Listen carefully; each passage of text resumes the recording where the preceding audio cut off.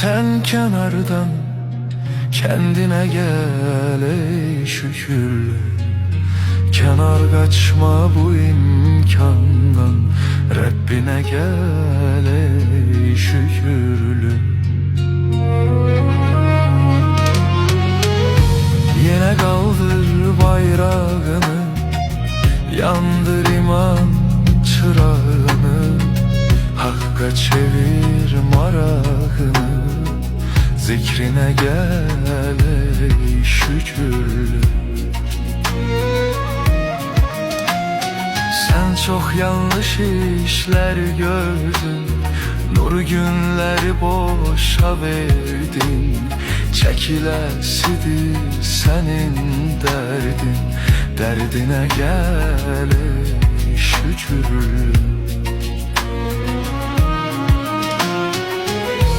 Yine kaldır bayrağını, yandır iman çırağını, Hakka çevir marağını, zikrine gel ey şükürlü. Yurd olmuştun meleklere, sevinçlere, sevgilere, namaz dolu gecelere, yurduna gel ey şükürlü. Yine kaldır bayrağını, yandır iman çırağını, Hakka çevir marağını, zikrine gel ey şükürlü.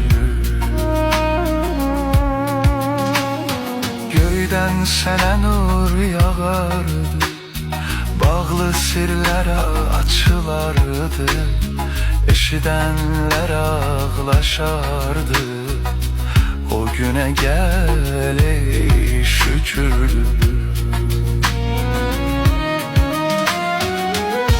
Yine kaldır bayrağını, yandır iman çırağını, Hakka çevir marağını, zikrine gel ey şükürlü.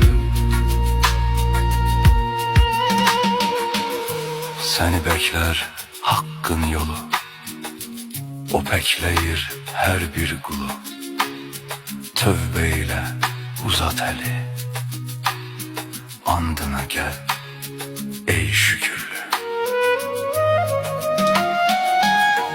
Yine kaldır bayrağını, yandır iman çırağını, Hakka çevir marağını, zikrine gel ey şükürlü.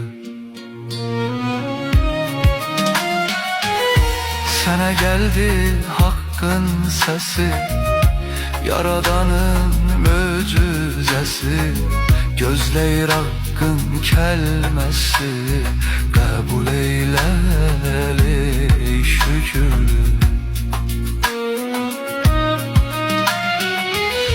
Yine kaldır bayrağını, yandır iman çırağını, Hakka çevir marağını, zikrine gel ey şükürlü.